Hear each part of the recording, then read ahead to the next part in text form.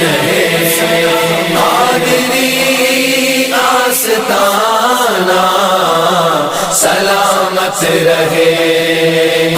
آج کا ہمارا جو موضوع ہے عقیدہ ختم نبوت اور صحابہ کرام کے اقوال و افعال کے حوالے سے، کہ صحابہ کرام کا ختم نبوت کے حوالے سے کیا کردار تھا، حضرت سیدنا صدیق اکبر کا کردار کیا تھا، عمر فاروق کا، عثمان غنی کا، علی المرتضیٰ اور دیگر صحابہ کرام رضوان اللہ اجمعین کا۔ حضرت ابوبکر صدیق اور عقیدہ ختم نبوت کے حوالے سے عرض کرتا چلوں کہ سیدنا ابو ہریرہ رضی اللہ عنہ سے روایت ہے، کیا فرماتے ہیں حضور علیہ السلام نے فرمایا کہ میں نے خواب دیکھا کہ میرے دونوں ہاتھوں میں سونے کے کنگن ہیں، مجھے ان دونوں کی وجہ سے غم ہوا، تو خواب میں ہی میری طرف وحی جب کی گئی تو میں نے ان کنگنوں پر پھونک ماری، پس وہ پھونک ماری تو وہ دونوں کنگن اڑ گئے۔ سرکار فرما رہے ہیں میں نے جب خواب دیکھی تو اس میں جو کنگن تھے وہ اڑے، تو تعبیر کیا لی؟ حضور فرما رہے ہیں کہ اس میں جھوٹے دو نبوت کے دعوے دار ہوں گے، ایک کا نام مسلمہ کذاب ہوگا اور دوسرا اسود عنسی نامی شخص وہ ہوگا۔ تو اس حوالے سے حضرت ابوبکر صدیق کا کردار کیا تھا؟ مسلمہ کذاب 9 ہجری مدینہ آیا، جب وہ مدینہ آنے کے بعد واپس گیا تو وہ مرتد ہو گیا اور نبوت کا دعویٰ اس نے کرنا شروع کر دیا، لوگوں سے جھوٹ بولا کہ میں محمد صلی اللہ علیہ وسلم کے ساتھ نبوت میں شریک ہوں۔ پھر اس نے قرآن مجید کی آیتوں کے اوزان پر کچھ اشعار لکھنے گڑھنے شروع کیے۔ اس کذاب کے ساتھ جنگ کرنے کے لیے مسلمانوں کے پہلے خلیفہ جناب صدیق اکبر رضی اللہ تعالی عنہ 24,000 کا لشکر حضرت خالد بن ولید رضی اللہ تعالی کی قیادت میں آپ نے جب یہ یمامہ بھیجا تو مسلمہ کذاب کے 40,000 کے لشکر کے ساتھ جنگ کی، اور اسی جنگ میں اس بدبخت کذاب کو واصل جہنم کیا۔ اور تاریخ کی جو جنگیں ہوئیں اسلام میں، سب سے زیادہ جو صحابہ شہید ہوئے وہ جنگ یمامہ تھی،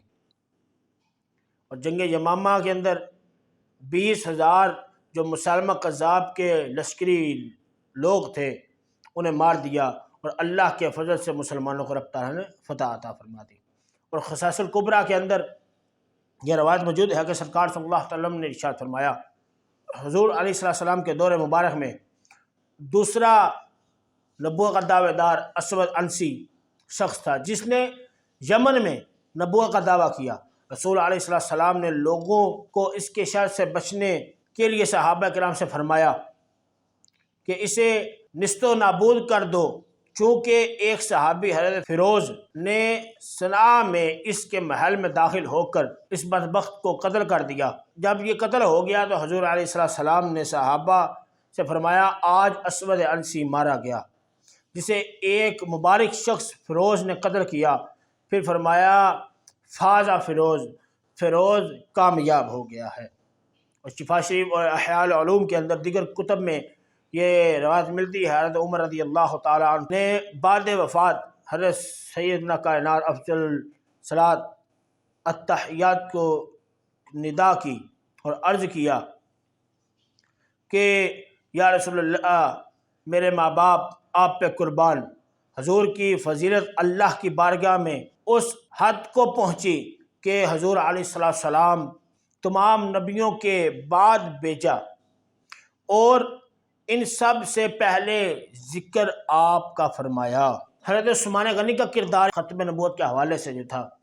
وہ یہ تھا کہ حضرت سیدنا عبداللہ بن مسعود نے کوفہ میں کچھ لوگ پکڑے جو مسلمہ کذاب کی تشہیر کر رہے تھے، لوگوں کو اس پر ایمان لانے کی دعوت دے رہے تھے۔ تو آپ رضی اللہ تعالیٰ عنہ نے مسلمانوں کے تیسرے خلیفہ حضرت عثمان بن عفان کو ان کے بارے میں اطلاع دی۔ حضرت عثمان نے فرمایا ان کے سامنے کلمہ حق لا الہ الا اللہ محمد رسول اللہ پیش کرو، جو قبول کرے اسے چھوڑ دو، جو انکار کرے اسے قتل کر دو۔ اور حضرت علی المرتضیٰ کا کردار ختم نبوت کے حوالے سے امام ترمذی نے اس کو نقل کیا، مولا کائنات علی المرتضیٰ شیر خدا کرم اللہ وجہہ کریم سے روایت آپ فرماتے ہیں کہ حضور کے دونوں شانوں کے درمیان مہر نبوت اور حضور خاتم النبیین ہیں۔ طبرانی معجم الکبیر میں ایک اور روایت ملتی ہے حضرت علی المرتضیٰ شیر خدا سے ایک فصیح و بلیغ درود شریف منقول ہے، اور اس میں بھی خاتم النبیین کے الفاظ ذکر ہیں۔ اور طبرانی اوسط میں امیر المومنین مولا کائنات علی المرتضیٰ رضی اللہ وجہ الکریم سے روایت ہے، آپ فرماتے ہیں کہ میں بیمار تھا، خدمت اقدس حضور علیہ السلام میں حاضر ہوا۔ حضور علیہ السلام نے مجھے اپنی جگہ کھڑا کیا اور خود نماز میں مشغول ہوئے، ردۂ مبارک کا آنچل مجھ پہ ڈال لیا، پھر بعد نماز فرمایا کہ اے ابو طالب کے بیٹے، تم اچھے ہوگے، تم پر کچھ تکلیف نہیں۔ میں نے اللہ سے جو کچھ اپنے لیے مانگا تمہارے لیے بھی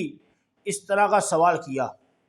میں نے جو کچھ چاہا رب ذوالجلال نے مجھے عطا فرمایا، مگر مجھ سے یہ فرمایا کہ تمہارے بعد کوئی نبی نہیں۔ حضرت انس رضی اللہ تعالی عنہ سے روایت ہے، فرماتے ہیں کہ حضور علیہ السلام کے بیٹے حضرت ابراہیم رضی اللہ تعالی اتنے ہو گئے تھے کہ ان کا جسم مبارک گہوارے کو بر دیتا، اگر زندہ رہتے تو نبی ہوتے، مگر زندہ نہ رہ سکے تھے کہ تمہارے نبی علیہ السلام آخری نبی ہیں۔ اور حضرت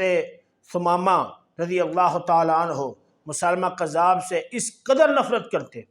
ایک صحابی رسول، اور آج ہمارا کردار دیکھیں، مسلمہ کذاب سے اس قدر ان کی نفرت تھی کہ اس کا ذکر یا اس کا نام کہ ان کے سامنے لے لیتا تو ان کے رونگٹے کھڑے ہو جاتے، جسم پر لرزش طاری ہو جاتا۔ ایک بار مسلمانوں سے خطاب کرتے ہوئے فرمانے لگے، محمد صلی اللہ تعالیٰ علیہ وآلہ وسلم کے ساتھ نہ تو کوئی نبی ہوا ہے اور نہ ہوگا، جس طرح اللہ جل شانہ کی الوہیت میں شک نہیں، اسی طرح حضور کے آخری نبی ہونے میں بھی شک نہیں ہے۔ دیگر بھی صحابہ کرام کے اقوال اس کے بارے میں موجود ہے، اور حضور علیہ السلام کے آخری رسول ہونے میں سید اعلیٰ حضرت نے اپنے کتاب میں بہت ساری چیزیں لکھی۔ سید اعلیٰ حضرت نے 100 سے زیادہ احادیث جمع فرمائی ہیں، جن میں صحابہ کرام اور تابعین کی کثیر ارشادات بیان کیے ہیں، جس سے صحابہ و تابعین کا ان پر متفق ہونا ثابت ہے۔ اللہ رب العزت ہمیں ختم نبوت کا فہم عطا فرمائے اور عوام الناس کو سمجھ کر دوسرے لوگوں تک پہنچانے کی توفیق عطا فرمائے۔ آمین بجاہ النبی الامین۔